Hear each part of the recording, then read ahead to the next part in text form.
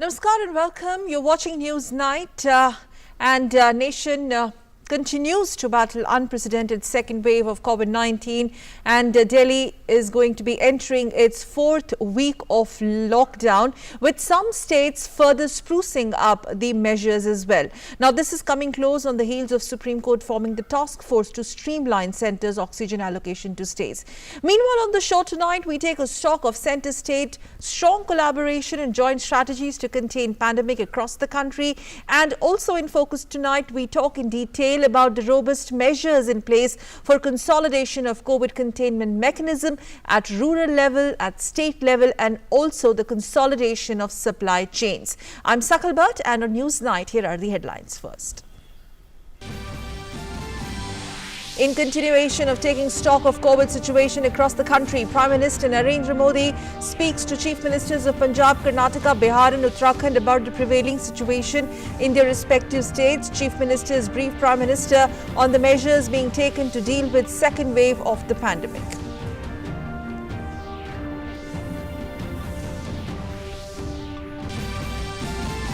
In a significant move to tide over COVID crisis, Union Ministry of Finance releases funds to the tune of 8,923.8 crore to 25 states as grants to rural local bodies. Grants are meant for villages, blocks and districts to be utilized in prevention and mitigation measures needed to combat COVID-19 pandemic. Delhi Chief Minister Arvind Kejriwal extends lockdown in national capital by another week. No metro services in Delhi from Monday for a week at least. UP extends partial corona curfew till 17th of May, while Jammu Kashmir extends lockdown till 17th of this month.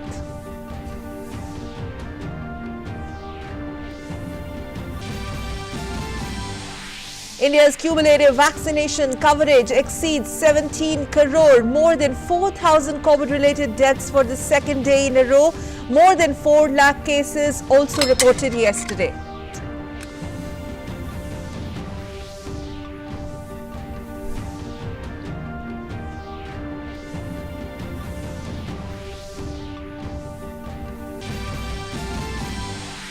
Indian Air Force continued its COVID relief efforts at war front.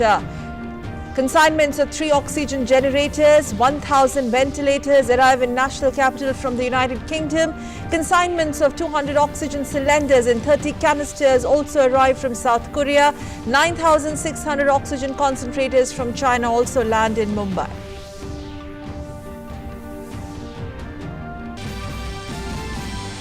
And in political news, change of guard in Assam, Himanta Biswa Sarma elected unanimously by the BJP legislature party in Guwahati in presence of party central observers Narendra Singh Tomar and Arun Singh. He is to be sworn in as the chief minister on Monday.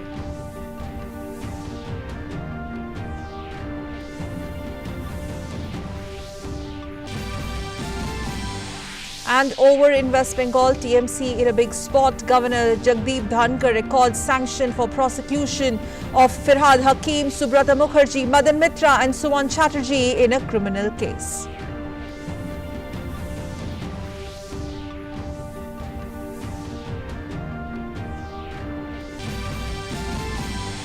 And in other news, India strongly condemns Kabul school blast, calls for dismantling of terror sanctuaries.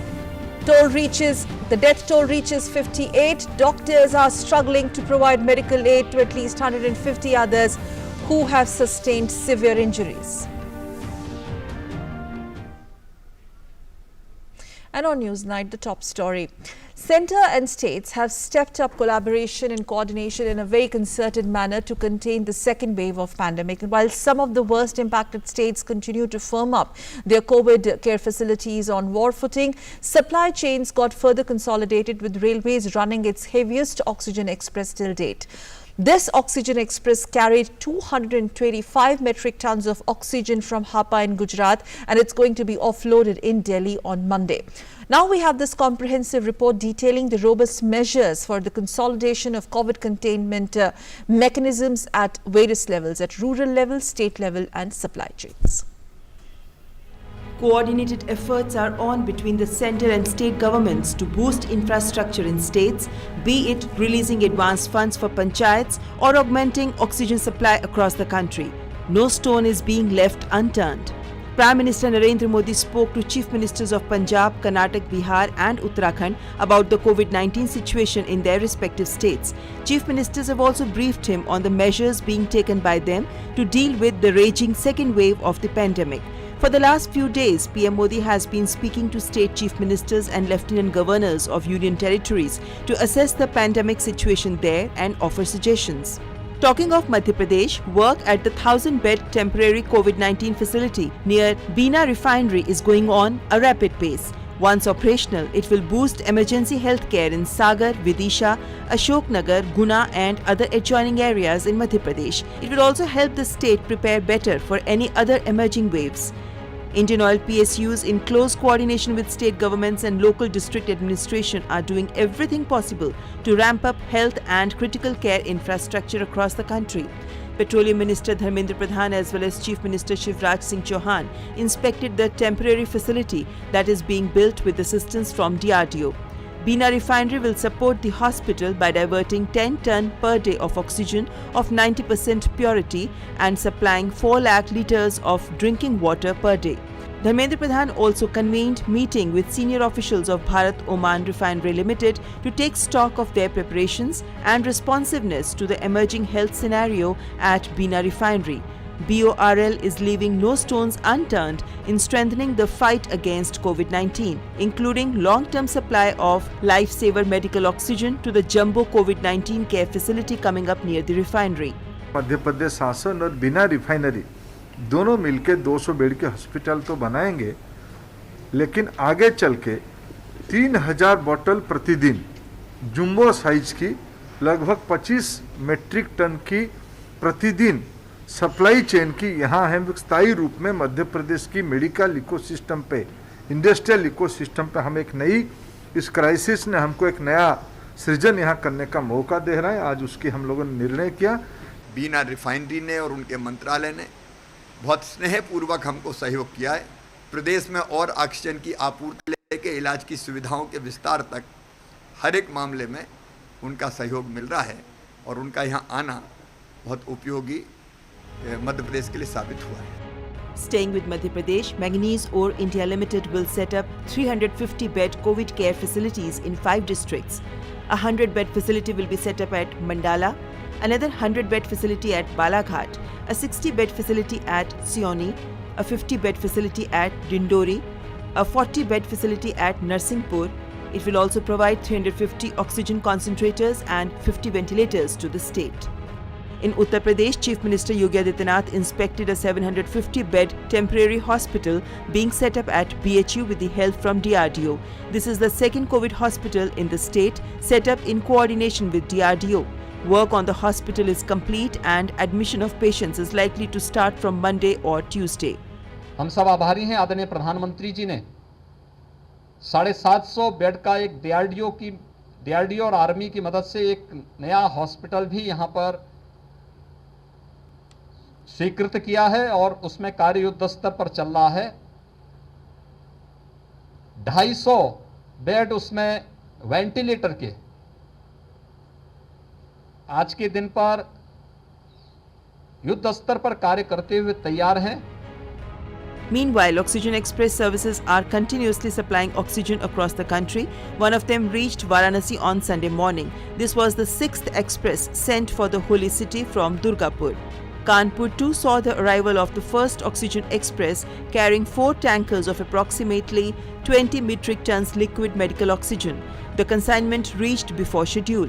Another Oxygen Express from Angul district of Odisha reached Nagpur on Sunday morning. The oxygen will provide great relief for COVID-19 patients in Maharashtra. So far, 293 metric tons has been delivered in Maharashtra, 1230 metric tons in UP, 271 MT in MP, 555 metric tons in Haryana, 123 metric tons in Telangana, 40 metric tons in Rajasthan and 1679 metric tons in Delhi.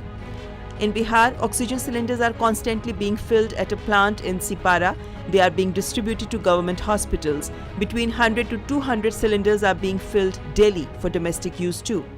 हमने ये छोटा वाला cylinder आम public के लिए एक unit अलग से स्टार्ट करवाया था, जिसमें कि पर डे करीबन 120 या 110 के आसपास में सिलेंडर हम लोग रिफिल करके लोगों को प्रोवाइड करवा रहे हैं। बड़े सिलेंडर करीबन हमारे प्लांट से 2000 के आसपास में ज़्यादातर सरकारी हॉस्पिटलों को सप्लाई हो रहा है। To add to the strength of doctors and medical staff, Ministry of Defence has asked Directorate General Armed Forces Medical Services to recruit ex-Army Medical Corps and Short Service Commission medical officers. Under the Tour of Duty scheme, 400 ex-AMC SSC medical officers who left service between 2017 and 2021 are expected to be recruited on contract basis for a maximum period of 11 months. AFMS has already deployed additional doctors including specialists, super specialists and paramedics at various hospitals, while short service commissioned doctors of AFMS have already been granted extension till December 31, 2021, which has augmented the strength by 238 more doctors. Medical professionals recently retired from AFMS have also been redeployed to further bolster the workforce of health professionals. The Indian Air Force is also assisting in tackling the COVID challenge. It is operating a COVID Air Support Management Cell at Palam Air Base since 27th April. The primary task of the round-the-clock cell is to efficiently coordinate for the distribution of all the relief aid coming from foreign countries. One C-130 and two AN-32 transport aircrafts are operating at Palam from 28th April to airlift consignments on short notice across the country. The Indian Air Force has deployed 42 transport aircraft towards the COVID relief task. This includes 12 heavy lift aircraft, that is C-17 and IL-76, and 30 medium lift aircraft, that is C-130 and AN-32. We have touched 8 countries so far, and 2 more new countries will be visited in the next 24 hours. Concerted efforts from the centre as well as states are being made to tackle the COVID wave of COVID-19 challenge. Bureau Report, DD India. Meanwhile, in a very significant development, Union Ministry of Finance has released an amount of 8,923.8 crore rupees to 25 states for providing grants to the rural local bodies. Now let's understand what it is. These grants are meant for all the 3 tiers of panchayatraj institutions, that is at village level, block level and district level. These amounts were released on Saturday and these are the first installments of the untied grants for the year 2021-22, and it may be utilized by the rural local bodies among other things for various prevention and mitigation measures needed to combat COVID-19 pandemic. It will augment resources to the 3 layers of panchayat, 3 tiers of panchayat for fighting the contagion, and as per the recommendations of the 15th Finance Commission, the first installment of the untied grants was to be released to the states in the month of June 2021. However, in view of the ongoing COVID-19 pandemic situation and at the recommendation of the Ministry of Panchayatraj, the Ministry of Finance has decided to release the grants in advance of the normal schedule. Moreover, the 15th Finance Commission had imposed certain conditions for the release of these grants. Now, these conditions include online availability of accounts of certain percentage of the rural local bodies in a public domain. But taking into consideration the prevailing circumstances, this condition has been waived off for release of the first installment of these untied grants. And now shifting focus to state specifics, in the absence of the nationwide lockdown and with COVID-19 cases on a steady rise in some cases in number of states have in fact imposed complete lockdowns to reduce the spread of virus amid a deadly second wave. Now, in the second development, in another significant development, Delhi Chief Minister Arvind Kejriwal has extended the lockdown in the city by another week, making these restrictions, in fact, some of the restrictions making more stricter. Now, the metro services have been suspended this time in Delhi. Meanwhile, states, depending on their positivity rates, have tightened COVID containment measures to ensure that none of the cities let their guards down, even though the number of the COVID numbers have in some states dropped marginally. Here's a report. fight against COVID-19 continues unabated across the country. In Delhi, lockdown has been extended by another week till 17th May. This will be the fourth week of the lockdown imposed as the COVID-19 cases continue to surge. This time, lockdown will be more stricter. Metro services shut in Delhi this time. Other public transport services like bus, taxi to continue. Complete prohibition of marriage ceremony in public places. Marriage may be organized only in court or homes. Only 20 people will be allowed to participate in marriage. DJ, sound system, catering not allowed for marriage ceremony. All authorities to ensure COVID-appropriate behavior in providing essential services. Police authorities shall ensure effective checking of movement of persons and vehicles. Delhi Police shall also ensure movement of individuals and vehicles should be allowed strictly as per the guidelines prescribed in the curfew order. Announcing the extension of the lockdown, Delhi Chief Minister Arvind Kejriwal said that the cases in national capital has decreased during the restriction period. He said oxygen supply to Delhi has also improved. In Uttar Pradesh, partial corona curfew extended till 17th May. All necessary services like vaccination, industrial activities and medical-related activities exempted. All government and private educational institutions, coaching institutes to be on leave till May 20. Uttar Pradesh is the most vaccinated state in the country. The government is providing vaccine safety to all citizens. So far, 1,37,22,160 doses have been given. हम सब आभारी हैं आदरणीय प्रधानमंत्री जी ने 750 bed का एक DRDO और आर्मी की मदद से एक नया हॉस्पिटल भी यहां पर स्वीकृत किया है और उसमें कार्य युद्ध स्तर पर चल रहा है। 250 बेड उसमें वेंटिलेटर के आज के दिन पर युद्ध स्तर पर कार्य करते हुए तैयार हैं। Efforts are also underway in Bihar to contain corona infections in the state. Due to surge in COVID-19 cases in recent weeks, the demand of liquid medical oxygen has increased in Bihar. Government and the other authorities are making it available to hospitals.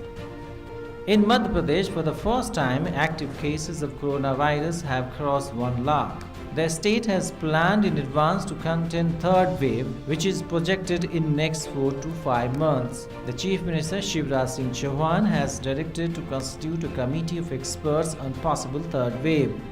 Lockdown has also been extended till 17 May in Jammu and Kashmir. During this period, only essential services are exempted. Only 25 people will be allowed to attend the public function. Corona curfew is going on in Goa, which will remain till May 23rd. During this time, only essential services including medical supplies will be allowed. In Karnataka, complete lockdown will be implemented from 6 am on May 10 till May 24. Complete lockdown in Tamil Nadu to begin from May 10 and will continue for 2 weeks. Vaccination drive is going on in various parts of the country. India has administered more than 17 crore doses of COVID-19 vaccine in the country so far. Nearly 2,90,000 beneficiaries in the age group 18 to 44 years received their first dose of COVID-19 today. And in total, around 18 lakh people in this age group have received their first jab so far. India launched the world's largest vaccination drive on 16 January this year. The Health Ministry has termed the vaccination exercise as a tool to protect the most vulnerable population group in the country from COVID-19, and the drive continues to be regularly reviewed and monitored at the highest level. Bureau Report, DD News. Meanwhile, ICMR has released an evidence-based advisory in the time of COVID-19 with regard to screening, diagnosis and management of the mucormycosis. This is the advisory that the states have been given. Mucormycosis, when uncared for any, may turn fatal, as it is a fungal infection that mainly affects people who are on medication for other health problems that reduces their ability to fight environmental pathogens. Sinuses or lungs of such individuals get affected after fungal spores are inhaled from the air, and this can lead to serious damage with warning signs and symptoms. Now you can see those ICMR evidence-based advisories on mycosis on your screens. How to prevent it: pain and redness around eyes or nose, fever, headaches, coughing, shortness of breath. These are symptoms. Blurry vomits, altered mental status. This disease can be now prevented by using mask if one is visiting dusty construction sites, wearing shoes, long trousers, long sleeve shirts and gloves while handling soil gardening, moss or manure. Maintaining personal hygiene is important, including scrub bath. And now let's talk about the In Focus topic tonight. We talk in detail about the state center coordination and collaboration to tackle COVID challenge jointly. Center state tackle COVID challenge jointly. Robust collaboration between center state in order to implement combat strategies in different states in order to basically counter the pandemic challenge. And to do so, on the show tonight, we have an esteemed panel on the show. Let's introduce our panelists. We are joined by, we will, in fact, we have Mr. Sethi with us on the show. Yes, Joint Secretary Panchayatraj, thank you very much, sir, for joining us, and we will be also joined by another panelist. And meanwhile, Mr. Sethi, we're going to basically, first of all, just to understand this first tranche of installments that have been released by the Finance Ministry, and these funds are going to be diverted to 25 states, and this is obviously amidst the second pandemic wave. In order to just understand basically the focus now clearly, not that earlier the focus was not at rural India, but now concerted focus on rural India and these funds in order to come up with preventive measures in order to arrest pandemic spread in rural sectors. Little bit more on that, sir. Yeah, last year the panchayats have met the responsibility for combating COVID pandemic very effectively. So during the last year's COVID pandemic wave, panchayats have implemented a range of measures like setting up isolation centers, quarantine facilities, masks, sanitizers, medicines, setting up helplines, etc. And the result, as we have seen, that the COVID pandemic could not get into the rural areas. So rural areas were largely untouched by the COVID pandemic. So this year too, in order to strengthen the hands of the panchayats, for them to effectively meet the challenge of the COVID pandemic, so the center has released an amount of almost 9,000 crore to the 25 states for the panchayats to strengthen their hands, so that they can effectively leverage these funds for provision of masks, sanitizers, medicines, oxygen, telemedicine, setting up helplines, etc. in the rural areas. As you are aware, in the rural areas, it is most important thing is to ensure that the correct information is available to all the rural citizens. And for this, village monitoring committees are being set up by the panchayats to effectively ensure not only proper communication with the rural citizens, but also to keep a close watch on the spread of the COVID pandemic in the rural areas and to provide the necessary relief and mitigation measures to those patients who are affected by the COVID pandemic. So we expect that this positive step by the center for release of this large amount of funds to the panchayats will effectively equip them for combating the COVID pandemic in the rural areas. And we believe this is the first installment, which means more is expected. Because this obviously looks like a long drawn process. Like you mentioned, how these funds were utilized last year at the rural level.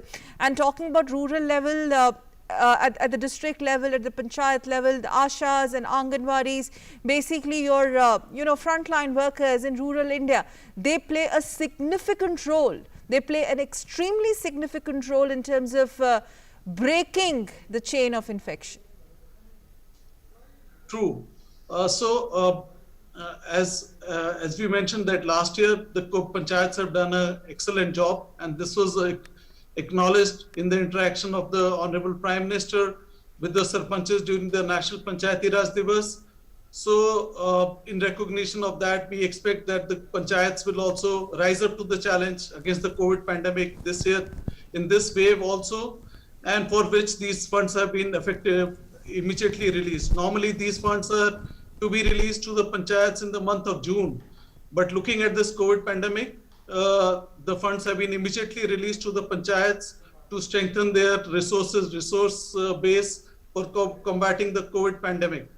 Normally the Finance Commission funds are released in 2 installments. The first is in June and the second is in October. And if we feel that the fund position for the panchayats necessitates further action, then that can also be considered in this regard. So the important thing is to ensure that in the rural areas also there is adequate resource available for the combat of the COVID pandemic. Right, sir. A little bit more on the Asha Anganwadi point. They played a very important role last year, if you remember, but things are pretty different. Things are pretty different this time around in the second wave. And here, now that important link of logistics and maintaining uninterrupted supply chain is extremely important. I mean, we have seen the harrowing situation in certain states in terms of medical infrastructure being overwhelmed and overstretched, and that is something we cannot afford at a rural level, isn't it? Exactly. So in this case, what the panchayats have been advised is to set up village monitoring committees in their respective areas, and to ensure that the village monitoring committees are properly trained, and along with the frontline workers such as ASHA workers or other volunteers. So the idea is that to ensure that those cases which are very mild cases or asymptomatic cases, those are managed at the village level only, so that isolation quarantine facilities are set up, helplines are set up, if necessary telemedicine helplines are also set up in the rural areas, so that the advice from the doctors, etc., for management of these asymptomatic or mild cases of COVID are managed at the village level only, and these do not escalate further up, otherwise they will further overwhelm the existing medical infrastructure of the hospitals at the block or the district level. So that is with that intention. So all the panchayats across the states have been advised accordingly for also managing a effective communication campaign for the awareness of the rural communities. The advantage with the panchayats obviously is their excellent community connect that the panchayats enjoy, and directly with the rural citizens. And we expect that the panchayat leaders, the elected leaders of the panchayats in their respective areas, whether it is the sarpanch or it is the ward members, they are able to effectively communicate with their rural communities, and also to certain extent dispel the fears, etc. Khushwant Singh Sethi sir, if you could just give us a sense of understanding. What is the situation on ground when we talk about the rural sector? There are a lot of speculations about when these cases are going to peak. The robust mechanism is pretty much now in place. I'm talking about the supply chains of the logistics, etc., being diverted to most or worst affected states. Just to understand, how are things in rural India as we speak? In the rural areas also, as I mentioned, that the village monitoring committees have been fully equipped with things like oximeters, thermometers, masks, sanitizers, beds, oxygen, etc. So we have also at the ministry level reviewed the COVID management initiatives taken by the panchayats across the states, and we find that panchayats are in advanced stages of taking all these necessary measures to combat the COVID pandemic at the local level. So with a little further training, I'm sure that the panchayats will rise up to the challenge, and that we will be able to effectively control the COVID cases in the rural areas. Are we also looking at a similar model in terms of augmenting medical infrastructure at the rural level, like we have seen, especially national capital in the last 1 month, 1.5 month, DRDO and Defence Ministry putting its full might together in terms of having new, COVID care facilities up and running within fortnight, other aids also like coming in. Are we going to see something like that in rural India as well, or something like that has already kick-started? We're looking at more, we're looking at setting up of more COVID care centers in rural India, especially in the districts of worst affected states, sir.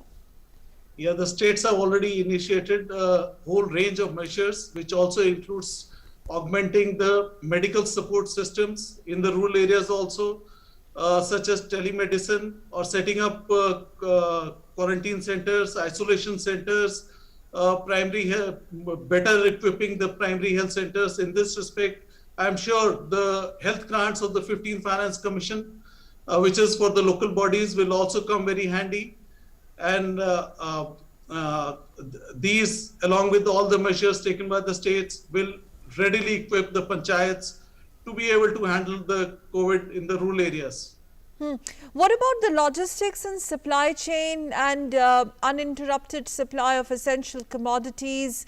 What about that part? These funds are very important, but percolation of these funds, actually these funds reaching the areas which are more deserving, the areas which would be more infested, that's going to be a challenging task because we are already short of time.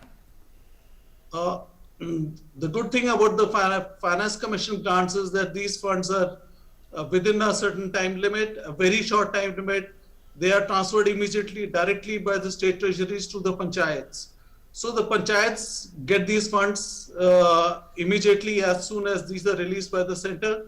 So I'm sure that the funds will be reaching all the panchayats in a short time, and we don't have any doubt on that. A quick one on also, yes, ramping up of testing facilities in villages and districts. That is something which I'm sure government understands, and that is something which needs immediate attention as well. Yeah, ramping up the COVID testing facilities, not only the COVID testing facilities, but also in terms of medical advice available to the rural communities. These are all, as we are talking, the states are engaged in all these efforts, and the necessary infrastructure is being ramped up. That is what these resources are being sent to the panchayats for. And with a clear directive that these resources are to be leveraged to this effect. Also, for not only for testing facilities, etc., but these resources can also be utilized for adding additional beds to the hospitals, and also for augmenting the oxygen availability to the hospitals. I was coming to that very important point, sir, Mr. Singh. Oxygen, ensuring adequate, timely medical oxygen availability to these critical COVID care centers in those districts where the states have seen spike in numbers. Yeah, all the states are also looking at ways to ensure that timely supply of oxygen is given to the patients who need it. So I'm sure that this also includes the rural areas, not only the urban areas, and wherever this oxygen is required by the patients, even in the rural areas, the same would be ramped up by the states and made available to the rural patients as well. Mr. Singh, one final question, sir, on behalf of Panchayatraj Ministry, sir, any message and sense of assurance coming from your ministry, sir? The message that I would like to give to the panchayats is that the last year, just as last year, they have risen up effectively to combat the challenge of COVID. I'm sure that this time also they should put in their best efforts and mobilize all efforts and mobilize the community to ensure that the challenge of COVID pandemic is effectively met and neutralized. All right, on that note, thank you very much, Khushwant Singh Sethi, Joint Secretary, Ministry of Panchayatraj, for joining us on the show tonight. Thank you, sir. And now let's talk about the global aid. India continues to receive global support in its fight against the pandemic. The second wave, a consignment of 3 oxygen generators, 1,000 ventilators arrived in New Delhi from United Kingdom. And also understanding the unprecedented emergency-like situation, the airport authority has given the custom clearance to the aircraft within 30 minutes of its arrival. The government has been ensuring the global aid is being effectively and promptly allocated and delivered to the states and union territories to supplement their efforts during the critical phase. Now, 6,608 oxygen concentrators, 3,856 oxygen cylinders, 14 oxygen generation plants, 4,330 ventilators, BiPAP and CPAP, and more than 3 lakh remdesivir vials have been dispatched or delivered so far.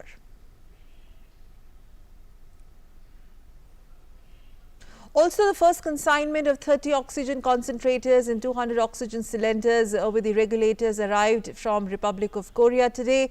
India has welcomed the support from special strategic partner as well.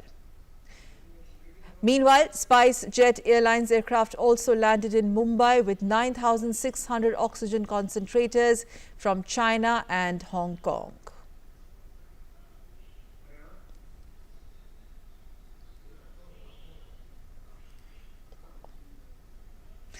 So global aid continues to pour. And now in Newsnight, we are going to take a very short break. On the other side, we'll look at what else is happening in the country, plus the latest from Assam. Stay with us.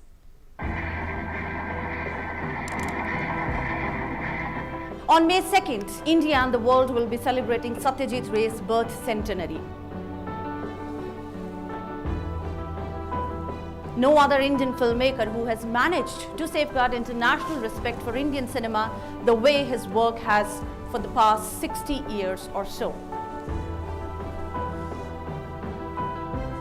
There's a deep affection in the hearts of film professionals, writers, scientists, educators, politicians, besides, of course, ordinary film goers.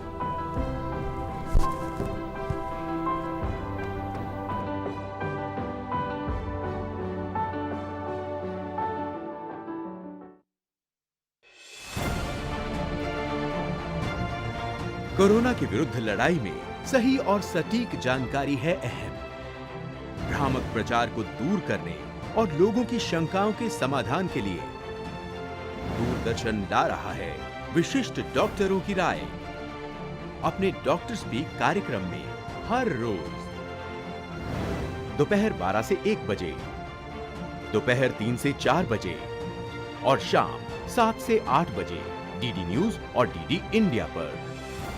अपने सवालों के लिए dial करें 011-233-87-031।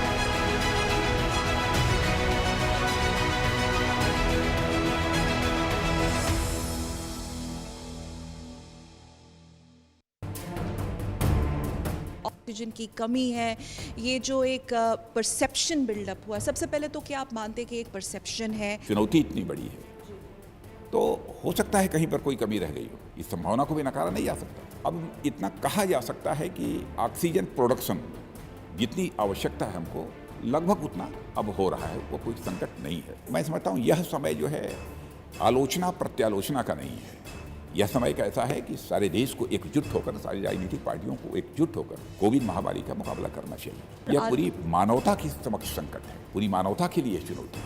और इस चुनौती पर हम विजय प्राप्त करेंगे, मैं पूरी तरह से आश्वस्त हूँ। देशवासियों के लिए राजनाथ सिंह की तरफ से क्या संदेश है? लोगों ने अपने प्रियजनों को खोया है, इसमें कहीं दो राय नहीं। इसका दर्द मैं समझता हूँ केवल हम ही लोगों को नहीं, बल्कि समस्त देश के जागरूक नागरिकों को इसका दर्द होगा। मैं देशवासियों को आश्वस्त करना चाहता हूँ कि वह आश्वस्त रहें। सरकार पूरी तरह से इस कोविड-19 की चुनौती का मुकाबला करने के लिए प्रतिबद्ध है और इस पर हम सभी के सहयोग से विजय प्राप्त करेंगे। इसके प्रति हम पूरी तरह से आश्वस्त हैं। जो आगे का भी चैलेंज आएगा, उस चैलेंज का भी हम मुकाबला करेंगे, उस पर भी विजय प्राप्त करेंगे। Thanks for staying with us. You're watching News Night. The ESIC under the Ministry of Labour and Employment has installed oxygen generation plants at 2 hospitals in Delhi NCR area. Now a 440 LPM capacity plant has been installed at the ESIC Hospital and Medical College in Faridabad, while another plant of 220 LPM capacity was commissioned at the ESIC Hospital in Jilmil Colony in National Capital today. Now these plants will enable these hospitals to augment the availability of their ICU as well as ventilator beds. ESIC को 2 oxygen plants स्वास्थ्य मंत्रालय भारत सरकार से प्राप्त हुए हैं। एक oxygen plant जिसकी क्षमता 440 लीटर पर मिनट ऑक्सीजन की है, उसकी स्थापना हम लोग ESIC medical college and hospital Faridabad में करने जा रहे हैं। पिछले 24 घंटे में इसकी टेस्टिंग की गई है, इसको स्थापित किया जाए और आज शाम तक उसको हमारे ऑक्सीजन गैस पाइपलाइन से इंटीग्रेट किया जाएगा और वो पूर्ण रूप से चालू हो जाएगा। इसके अलावा दूसरा ऑक्सीजन प्लांट ESIC झिलमिल में हम लोगों को प्राप्त हुआ है। इसकी क्षमता 120 लीटर पर मिनट है। इन दोनों प्लांट से हम अतिरिक्त अपने बेड्स वेंटिलेटर से चला सकते हैं और अतिरिक्त ICU बेड्स की भी उपलब्धता कर सकते हैं। Shifting focus to Assam's political turf, which is all set for a change of guard. Assam Health Minister Himanta Biswa Sarma pipped Sarbandas Sonowal to be the next Chief Minister of the state. Himanta Biswa Sarma was elected unanimously by the BJP Legislature Party in Guwahati on Sunday. We have more details.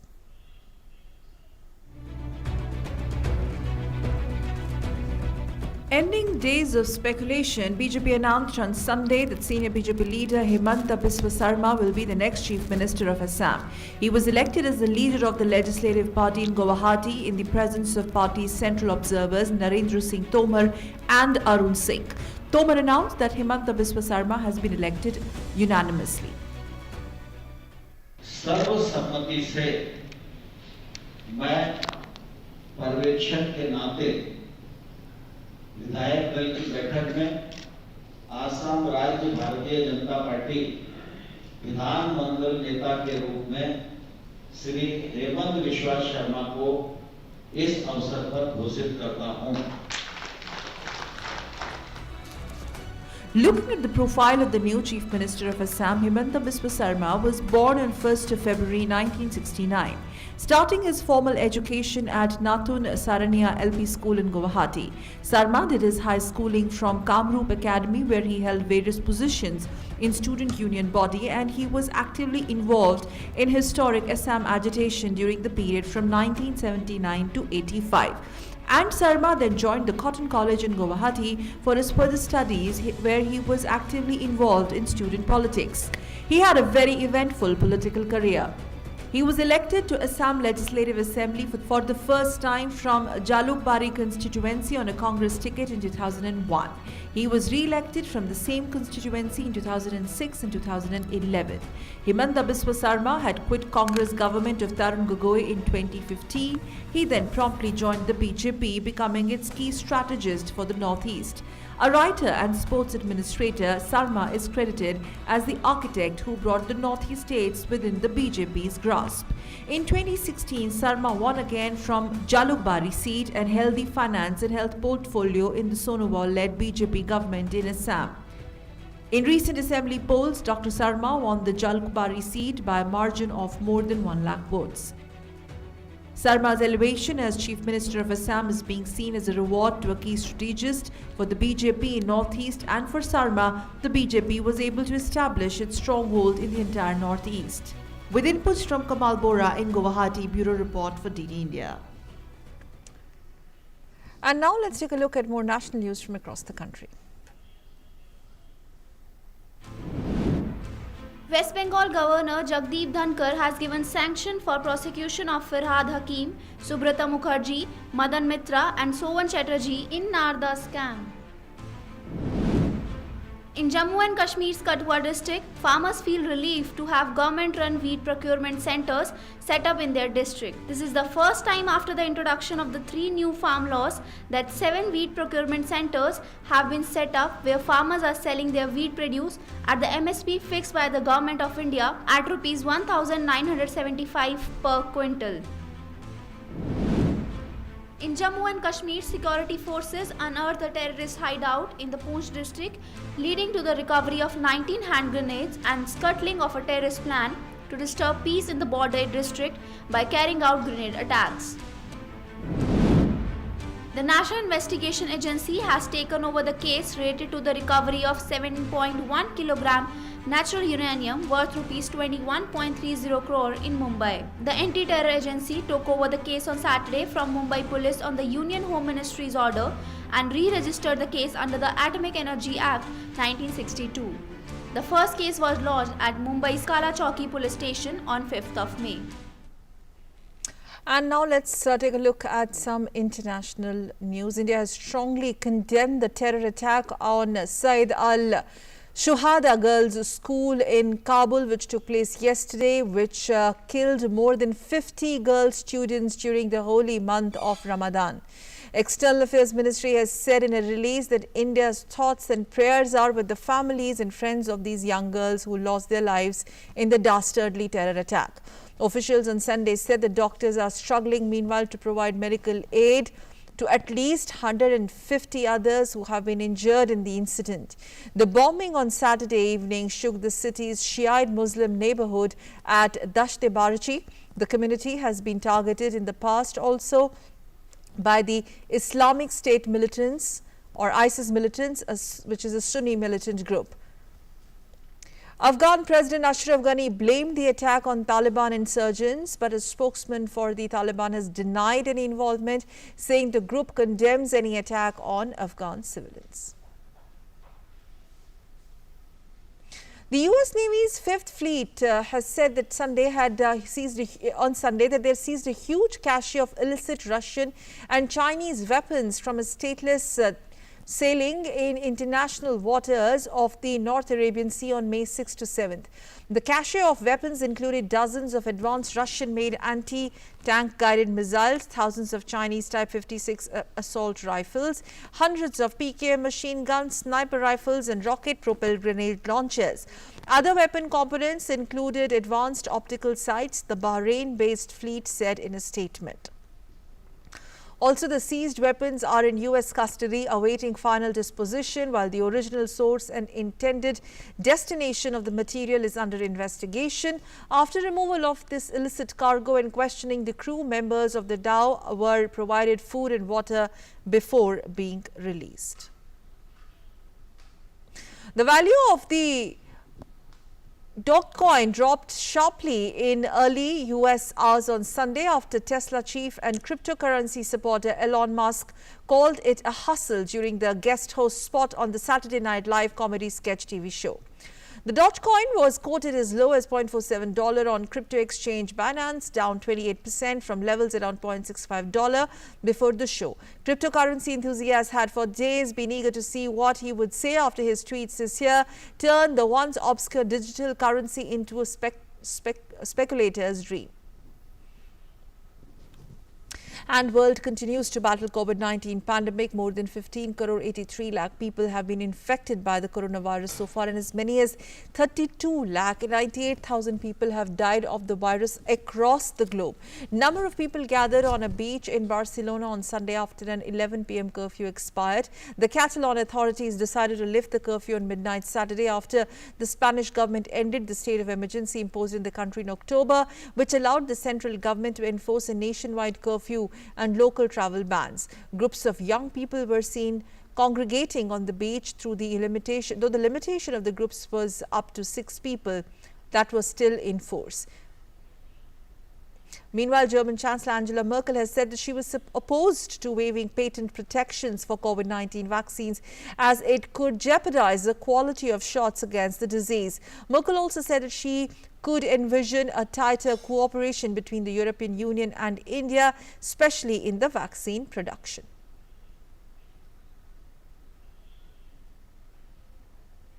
And long queues formed outside the central mosque in Germany's Cologne after the city on Saturday announced 2,000 doses of AstraZeneca vaccine available for vaccinations on the come first basis. The vaccination was open to all.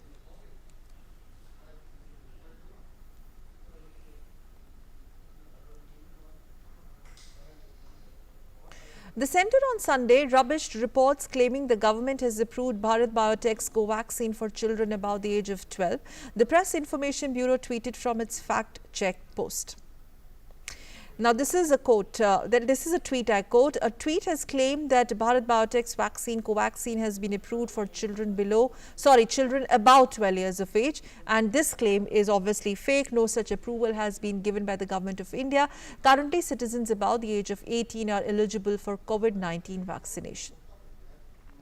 In fact, the PIB tweet has also shared a screenshot of the report making such claim. Now, this is the screenshot of that claim, which is fake. So, Covaxin, which is indigenously developed, is among the vaccines approved by India's drug regulator for emergency use. The vaccine is being administered as part of the nationwide vaccination drive that began early in January this year.